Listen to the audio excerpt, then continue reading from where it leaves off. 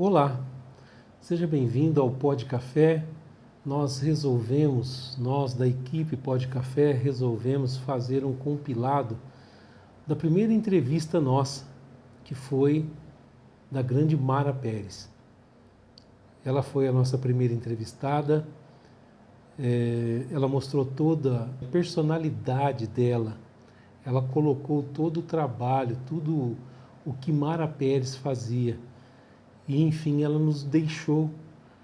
Então, a equipe Pod Café vai colocar esse compilado da Mara Pérez para que vocês não esqueçam nunca dessa mulher, uma mulher forte, batalhadora, uma mulher de garra, de fibra.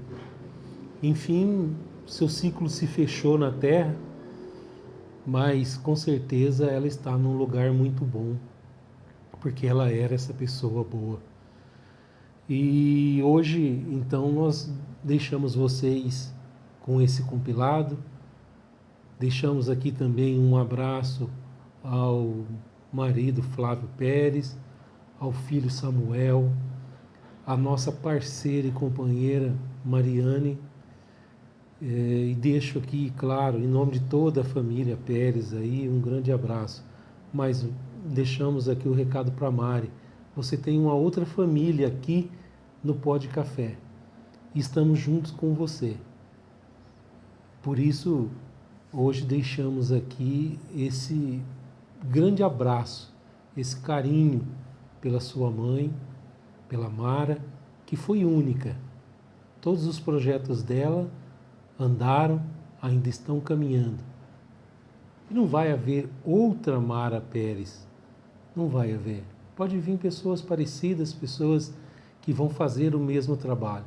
Mas a Mara Pérez foi única. Então, gente, um beijo no coração de todos e acompanhe esse compilado com Mara Pérez, uma homenagem do Pod Café. Obrigado a todos.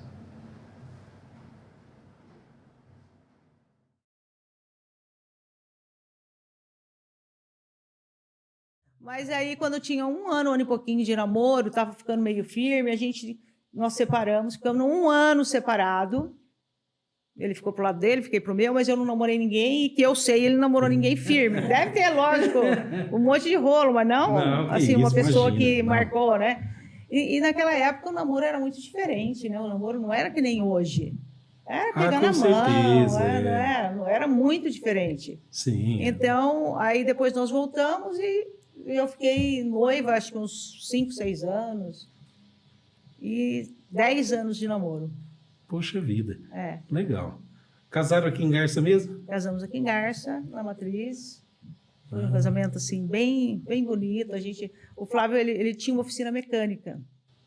Essa oficina Nessa dele época foi... ele já tinha na oficina mecânica, porque quando eu conheci ele, ele era funcionário. Ah, ele era funcionário, que era aqui na rua Silvio Cervellini. Na Sotebra também, Aí depois ele tinha uma oficina mecânica junto com o Valdir Pavani, que era Covega, Então, os dois são amigos, então, de muito tempo já. Muito tempo, eles eram sócios, trabalharam juntos. Que legal. E o Flávio também trabalhava com caminhão, e ele comprava aquele caminhão velho, caindo nos pedaços, e ele reformava, deixava impecável, e vendia os caminhões. E com esse dinheiro foi que nós compramos uma casa antes de casar, mobiliamos a casa, cortinamos a casa, tudo com dinheiro de caminhão que ele reformava. A coisa que ele mais gostava era achar um caminhão velho para poder reformar. E ele sempre foi assim, empreendedor? Então, sempre foi empreendedor, sempre foi atirado, ele não tem medo. Ele não tem medo e ele tem muitas ideias e ele não tem medo, ele vai e faz.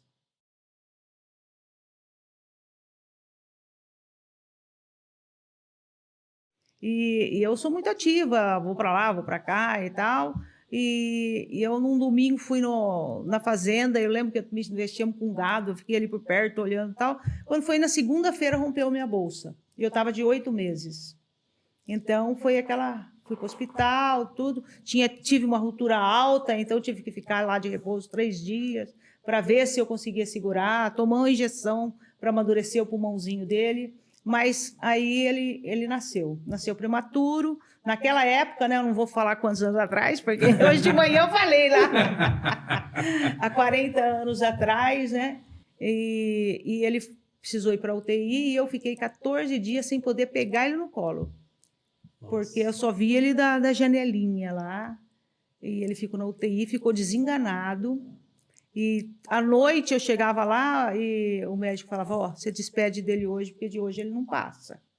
Então foi assim um período de muito sofrimento e tipo assim, muitas orações. As crianças do colégio, no colégio tem uma capela, né? Tem ali, ó, hoje é a universidade, mas tem uma capela. Eles iam todo dia na capela fazer oração, eles faziam aquela corrente de oração pro Samuel. E ele praticamente foi um milagre, porque ele não tinha mais veia para tomar soro, ele tomava soro pelo umbigo. Samuel ficou bem, me deu assim muito trabalho, mas valeu a pena. Ele está aí hoje. Graças a Deus ele está aí hoje. Uma mão. Puxa vida. Mas isso uma experiência... é uma experiência, é um incentivo, né, para as mães que estão nesse momento. Não sei se muitas coisas passam na cabeça, né? Depois o Flavinho também, o seu neto, meu sobrinho, passou pelo mesmo problema. Daí eu engravidei da Mariane, dali 2 anos. Só que eu quase morria de medo, porque quando eu ganhei o Samuel, o médico falou que foi um milagre ter salvado os dois, porque poderia ter morrido ou eu ou ele. Aí eu fiquei com aquilo na cabeça, então eu pensava, milagre não acontece 2 vezes. Então aí, nossa, eu passei a gravidez dela muito tensa, muito preocupada, com muito medo dela nascer de 8 meses, de acontecer alguma coisa, e de não acontecer de novo o milagre, mas graças a Deus ela veio em tempo, ela veio de tempo, e deu tudo certo. Foi muito, muito bom, né, Mariane? Eu acho que foi, né? Conta aqui só para nós aqui. Mariane deu muito trabalho, sempre foi uma menina... A Mariane, ela era chorona, chorava demais. Nossa, e ela era muito grudada em mim, sabe? Muito. Então eu saía para trabalhar, eu deixava ela chorando. Porque ela ficava chorando, porque eu não queria que eu saísse. Eu voltava, ela ainda estava chorando. A filha dela chora também, mas só que ela virou as costas, ela já para de chorar. Mariane não. As meninas ficavam loucas, porque a Cláudia, que trabalha comigo, cuidava da Mariane. Então ela lembra até hoje. Mariane, você não parava de chorar.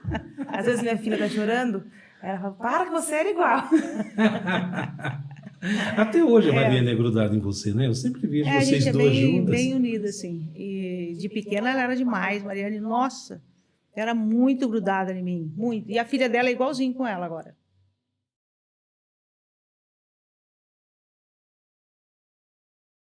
Eu sempre tive um bom relacionamento com a família, porque eu sou muito dada. Eu sou a que mais vai atrás do povo.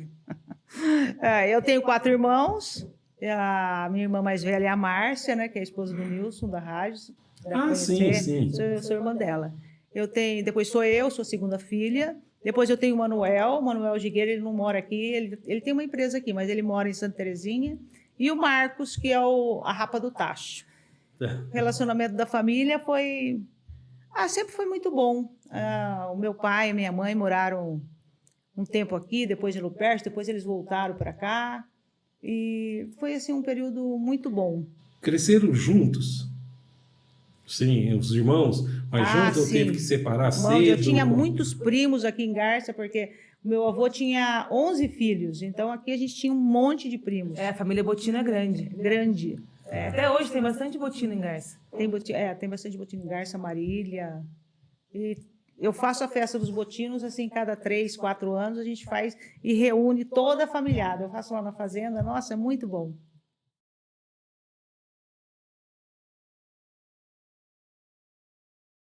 Eu trabalhei 18 anos de professora.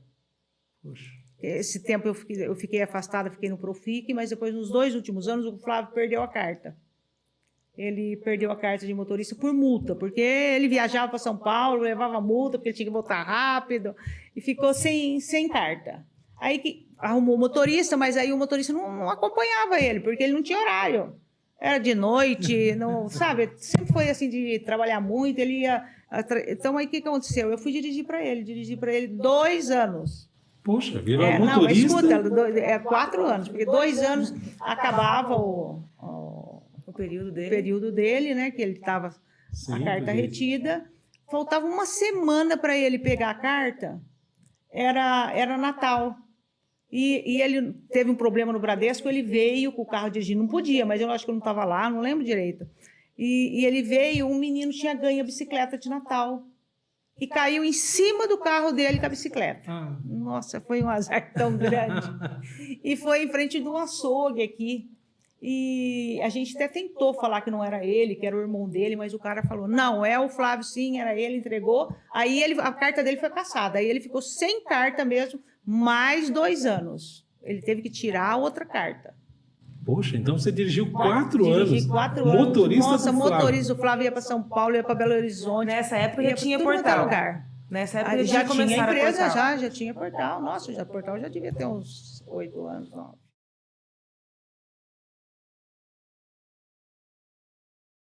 Quando a portal começou, a gente não tinha dinheiro, né? A gente era pobre, o Flávio não tinha dinheiro e eu também não tinha, e precisava de recursos. O que nós combinamos?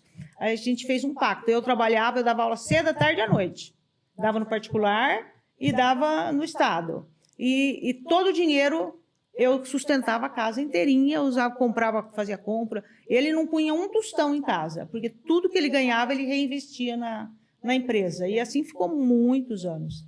Puxa, essa é uma parceria para a vida. Uns 8 anos, acho que nós precisamos fazer isso. Depois já começou a melhorar. Aí ele perdeu a carta e você teve que parar para dirigir para ele. Eu parei para dirigir para ele. E aí eu estava afastada, eu não achei justo ficar afastada e ficar dirigindo para ele, né? Aí eu pedi exoneração do cargo, porque como que eu ia ficar afastada e dirigindo para o meu marido? Não dava, eu pedi exoneração e saí do Estado, perdi toda a minha aposentadoria, tudo. Não tive direito a nada, porque eu pedi exoneração. E aí a gente tinha os produtos, mas ninguém sabia instalar. Ninguém conhecia os produtos e a gente precisava abrir distribuição. E o que acontecia? A gente tinha que treinar pessoas. Então, a gente abriu uma revenda, ela chamava Pórtico. Ela ali perto do coleginho, não sei se você lembra, na Rua São João. Lembro. Na Rua São João. E ali a gente treinava as pessoas, né? Treinava que ia para Recife, ia para Brasília. Treinamos, assim, pessoal que foi para um monte de lugares. E a gente tinha revenda para vender o produto e também para fazer, era tipo uma escola, onde tinha um intensivo. O cara ia ser distribuidor, ele acompanhava o instalador, assim, um mês ia junto, ajudava a vender, ajudava a instalar, aprendia tudo, aí ele abria fora. Foi uma história foi bem trabalhoso abrir, porque não existia distribuição no Brasil. Não existia revenda no Brasil. Não existia instalador de portão. Tinha o baiano que ensinou todo mundo. O baiano aqui de Garça. Não existia portão automático, né? Não existia portão. Então foi... Poxa, essa foi algo novo que o Flávio criou junto com você, porque essa importância de você segurar a barra dentro de casa, para que ele possa investir no sonho dele. E depois você abre mão do seu trabalho para ajudar ele. Eu nunca pensei nisso. Para ajudar ele na empresa. E ainda você abre a primeira revenda da PPA. Uma das partes mais marcantes da PPA passou pela Mara. Passou. Então eu participava de tudo, via tudo. O Flávio é muito companheiro, eu e ele somos. Então, se ele tinha uma viagem exterior, eu sempre fui junto, acompanhei, sabia, conhecia tudo. Aqui no Brasil também, visitava a distribuidora, participava de tudo, mas não trabalhava diretamente na fábrica. Eu ficava nessas viagens, acompanhando, eu ia na empresa, mas não tinha uma função. Aí, quando foi uma época, eu lembro que eu entrei na fábrica e eu tinha uma BMW. Aí um menino lá, eu não vou falar nome, mas é uma pessoa que eu gosto muito. Ele chegou em mim e falou assim, dona Mara, a senhora sabia que a senhora vai perder esse carro? Aí eu falei, eu vou perder esse carro? Por quê? Ele falou, porque não está pagando as parcelas, os caras não estão pagando a parcela dela e a senhora vai perder. Você pensou? Aí eu falei, então me mostra isso daí. Aí ele mostrou isso. Falei, agora eu quero que você mostre mais. Ele foi mostrando. Aí eu vi como que estava, eu cheguei no Flávio e falei, Flávio, se você não resolver, não mandar esse povo embora e mudar isso daí, você vai quebrar. Aí ele falou assim, como que eu vou mandar essa gente embora? Você vai no lugar deles? Falei, vou. Pode me pôr lá que eu vou. E fui.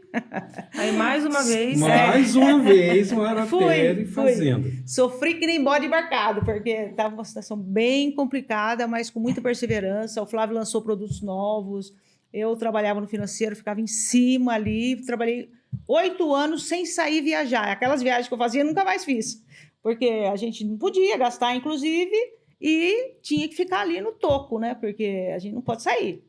E eu fiquei firme ali até que resolveu tudo. Assim, quando resolveu tudo, eu já tinha o Samuel e a Mariane lá. Aí eu deixei para eles. Poxa, mas já deixei tudo bem, tá? Porque daí todo mundo queria o financeiro, né? A época que eu fui, ninguém queria, mas depois todo mundo quis.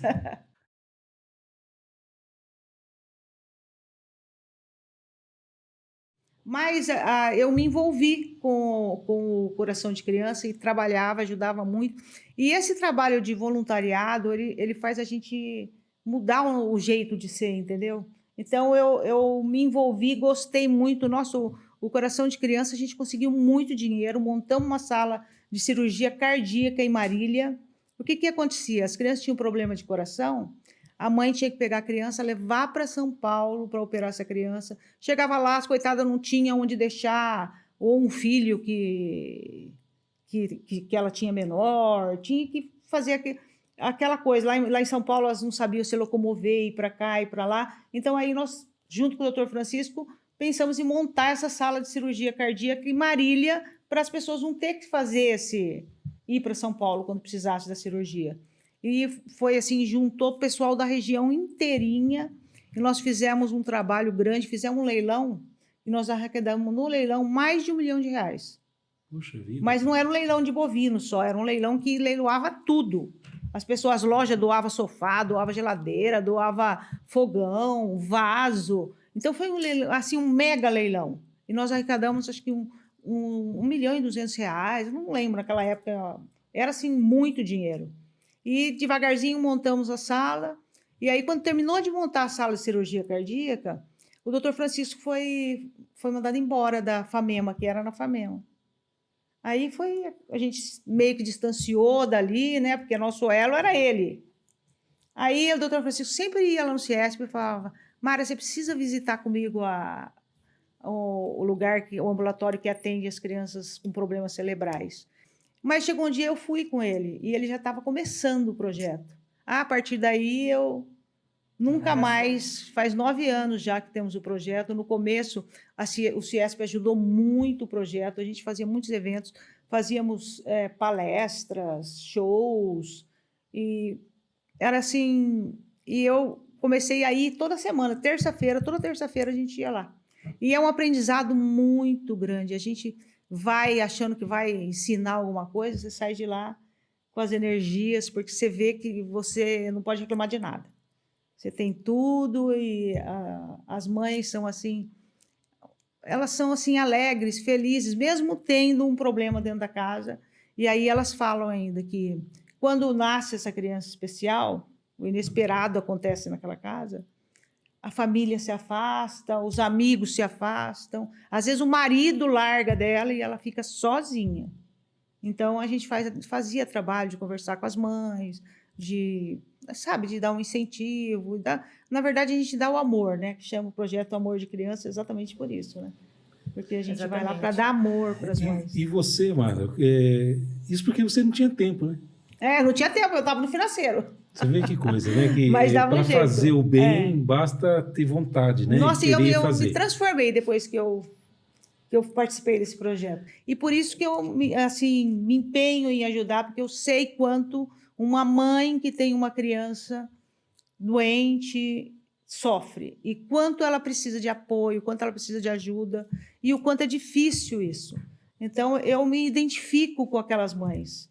Então, é uma coisa assim que eu faço realmente por amor e porque as pessoas que vão lá são pessoas que é inexplicável como você aprende com elas. E eu tenho um grupo aqui em Garça que vai comigo. Eu não posso deixar de falar isso. Nós somos em 20 mulheres que a gente vai lá. A gente fazia um revezamento. Toda terça-feira ia um carro e eu levava 3 comigo. E a gente revezava e comemorava os aniversários das mães. Então, cada semana era uma que doava o bolo E a gente ia lá, cantava parabéns, levava presentinho para as mães do projeto. Era muito bom. Elas já estão me cobrando já, que elas querem voltar. Realmente, porque é sensacional. Eu também participo desde o começo do projeto. Claro, depois eu tive um período fora, agora voltei. Logo quando eu voltei, parou por causa da pandemia, mas é sensacional o projeto, realmente. Não, parabéns, Mara. O que você fez e faz é sensacional. E, aliás, tem projeto novo aí, né? Tem saindo do forno aí, né? Saindo do forno. Na verdade, esse novo projeto é um projeto, assim, muito parecido com o Amor de Criança, porque antigamente tinha várias pessoas que falavam, por que você não monta o projeto Amor de Criança aqui em Garça? Por que você não traz para cá? Mas aí eu pensei, não preciso trazer para cá, porque as crianças de Garça, elas são atendidas lá no projeto. E, assim, são muito bem atendidas. Então, para que eu vou fazer um projeto similar, igualzinho aqui? Não vou fazer. Aí, quando foi agora, parece que Deus encaminha as coisas. Eu tenho uma funcionária que me procurou e quis conversar comigo, tal. Eu falei, tá bom, eu converso com você. Aí ela veio e colocou para mim que ela tem uma filha de 13 anos e a filha dela tem bulimia, anorexia, ela está muito magra. E ela, ai, dona Mara, eu não tenho com quem conversar, não sei quem tem isso, não sei como lidar com ela. Ela também não tem, assim, muitas amigas por isso e outros problemas. Aí eu fiquei com aquilo, falei, tá bom, eu vou pensar como que eu posso te ajudar. Aí eu comecei a pensar e pensei, já que a gente fez trabalho para crianças, agora por que não fazer para adolescentes? Aí foi quando, olha, parece que foi assim, encaminhado. Eu encontrei a Cláudia Furlaneto, que é a primeira-dama, no dia seguinte. Aí contei para ela, falei, Cláudia, eu estou com um problema assim. Eu estava pensando em fazer um trabalho com esses adolescentes. Ela ficou assim, me apoiou na hora e falou, não, é um projeto legal, vamos fazer sim. E aí a gente já começou o projeto. O projeto está acontecendo no Nelly, chama Papo Reto. Que legal. Não é Papo Reto, não. É direto. Ele era Papo Reto, mas nós tivemos problema com o nome, porque tinha uma pessoa que já usava o nome e a pessoa pediu para a gente mudar. Aí foi até melhor, porque a gente perguntou para os alunos as sugestões dele. E teve um menino que deu direto ao ponto. E eu achei que direto ao ponto melhor, assim, né? atende realmente o que a gente realmente precisa. É mais direto, né? E esse projeto, eu penso que ele vai ser igual ao Amor de Criança. Porque o Amor de Criança ele é multidisciplinar. Nas terça-feiras tem dentista, tem nutricionista, tem psicólogo, não tem muito não, Físio, mas né? Tem fisioterapeuta, nutricionista, que atende as crianças ali. Então, o que nós pensamos? Assim que eles vai fazer os grupos, vai detectar as crianças que têm problema, essas crianças vão ser atendidas pelos voluntário não, na FAEF tem os que estudam lá, eles fazem estágio, então os estagiários vão estar atendendo, participando do projeto nos postos de saúde, para as crianças não ter que ficar se locomovendo muito. A criança que é desse posto vai ser ali. Hoje não é mais posto que fala, né? É unidade de saúde. É unidade de saúde. Então, vai ser atendido nas unidades de saúde. E aí, vamos supor que essa criança que foi detectada, o problema dela é amplo. Aí, nós pensamos lá na FAEF, ela abraçou a causa, a Vanessa, Dona Deise, de fazer esse projeto multidisciplinar. Um dia, esse adolescente vai lá, passa pelo psicólogo, passa por uma nutricionista, mas essa seria uma segunda parte já do projeto. Mas nós pensamos em ampliar ele e deixar assim bem atendido, porque o adolescente hoje precisa muito. Depois da pandemia, eles têm assim muito mais problemas do que tinha antes, porque ficar em casa isolado, então precisa muito de apoio e de ajuda, e é o que nós vamos tentar fazer com esse projeto. Poxa. E eu estou muito feliz de estar junto com o pessoal nesse projeto, que eu acho que é um projeto assim que vai de encontro ao que a gente precisa para os adolescentes. Que legal, parabéns. Mais um projeto direto ao ponto. Direto ao ponto, É muito, muito interessante esse projeto. Depois do pós-pandemia, eu acho que a gente teve muito problema, né? Principalmente os adolescentes, crianças. Imagine, ficar 2 anos dentro de casa. Parabéns para vocês, para a equipe, por essa iniciativa que vai fazer toda a diferença. Muito bom, muito bom. Mara Pérez. Se tivéssemos 10 Mara Pérez, como seria? Loucura, loucura.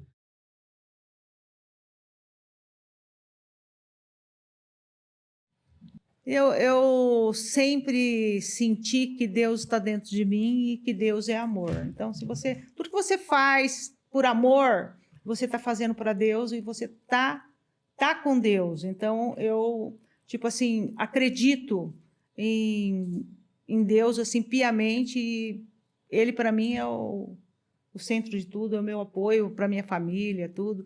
E eu tenho muita fé. Nossa, tenho uma fé louca. E eu também sou reikiana, eu aplico reiki. E o reiki é uma força, é uma energia vital que a gente passa pelas mãos. Sério? E eu faço reiki. Meus netinhos, qualquer dorzinha eles já pedem reiki para ela. Eles pedem reiki. Às vezes você tem alguma dor, então a energia faz aquela dor. É porque às vezes a dor é uma energia que está parada, está estagnada ali. A hora que você faz o reiki, corre essa energia e para de doer. Então eles já pedem Nossa, pra o reiki é vovó, muito faz bom. reiki. Faz reiki, já vou atrás de mim já. Legal. E eu faço reiki lá nas crianças do projeto também. O dia que eu vou, eu faço reiki nas crianças, às vezes na mãe menos, porque tem bastante criança, não dá tempo. Mas eu aplico reiki neles quando eu vou lá também.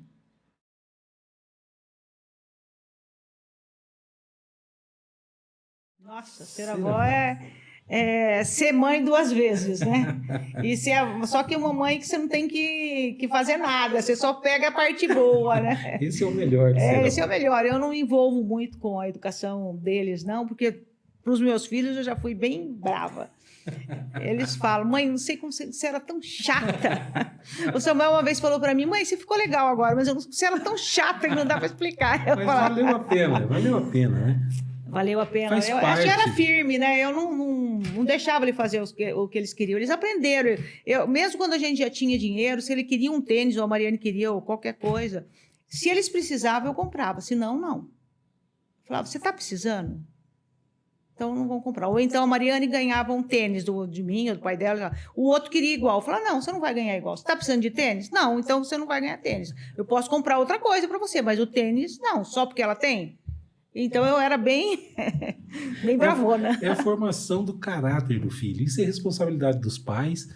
E era o que você fazia. Cobrava porque precisava formar. Não, eles tinham que aprender que não tinham tudo, que não podia ter tudo. Não é porque tem dinheiro que você vai ter tudo. Não tem tudo. Então eles têm que aprender, porque senão depois se frustram lá na frente, né? Muito bem. Olha. E hoje, essas duas figuras...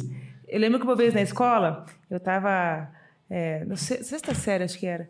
E eu adorava chegar para jogar ping-pong, lá no coleginho.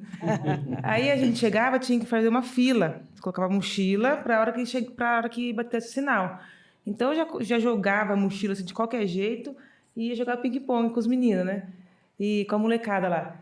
E teve um dia que eu fui tão correndo para colocar essa mochila que tinha uma amiga minha, uma colega que eu atropelei ela. Aí, no dia seguinte, a mãe da menina veio tirar satisfação comigo.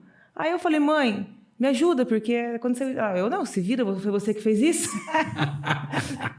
Então, a partir desse dia, eu falei, não, realmente, preciso me virar. Não, e como eu era professora, eu sabia eu vou falar um termo bem antigo, de barda, que são as manias, né, dos alunos. Então, eu conhecia o que eles tinham para apelar, para conseguir as coisas. Então, eu não ia na conversa deles, não. Na hora de fazer tarefa também, eu não ficava ajudando muito, não. Eles tinham que fazer, depois eu corrigia, mas eles que tinham que fazer. Não fazia, não. Mesmo sendo professora. Mesmo sendo professora. É isso, acho que... Porque lá na época, lá, a gente percebia quando era a mãe que fazia, que não era a criança que fez. Elas mesmo contavam, foi a minha mãe e tal. Aí eu falei, não, eu não posso fazer para você. Quem tem que fazer é você tem que aprender a fazer.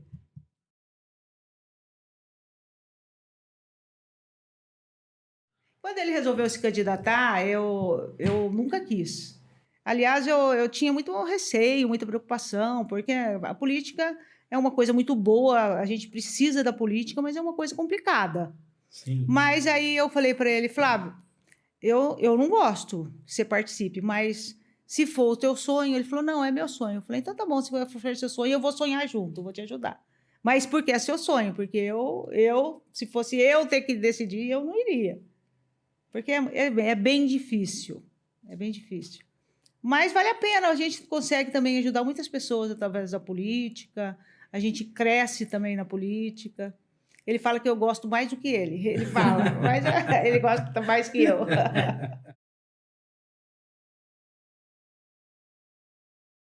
Eu estou como presidente da Casa de Jaú, presidente da equipe Foco, que é força e coragem. A gente criou essa equipe para ajudar todas as entidades de Garça, para fazer trabalhos voluntários, para arrecadar dinheiro.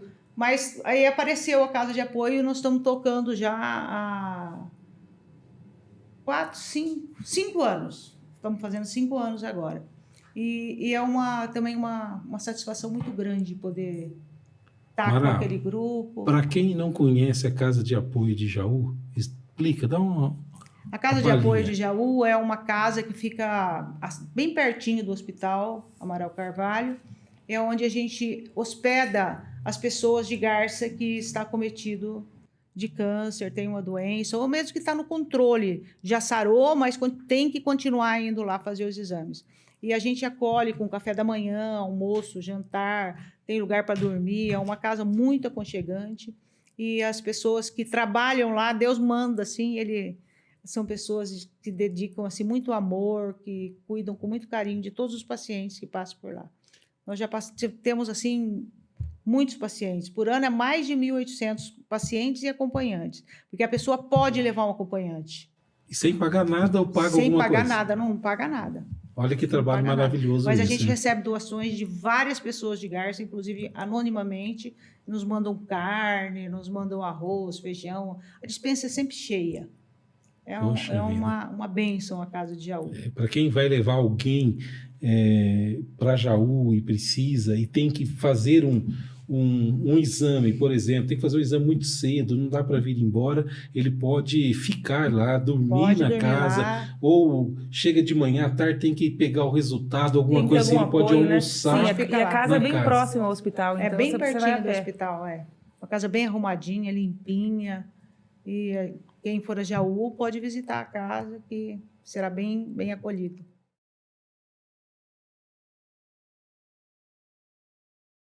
Na verdade, eu sou um ser especial e único para Deus. Então, isso me faz assim pensar que eu sou diferente. Eu sou eu, não tem ninguém igual a mim. Então, eu tenho que fazer jus a essa pessoa que Deus colocou no mundo. Eu tenho que honrar.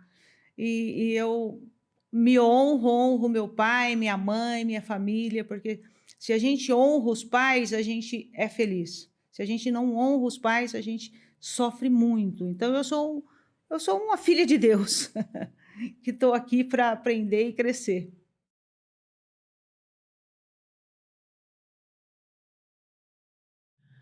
E olha que mulher que é Mara Pérez. Obrigada. Parabéns, obrigado.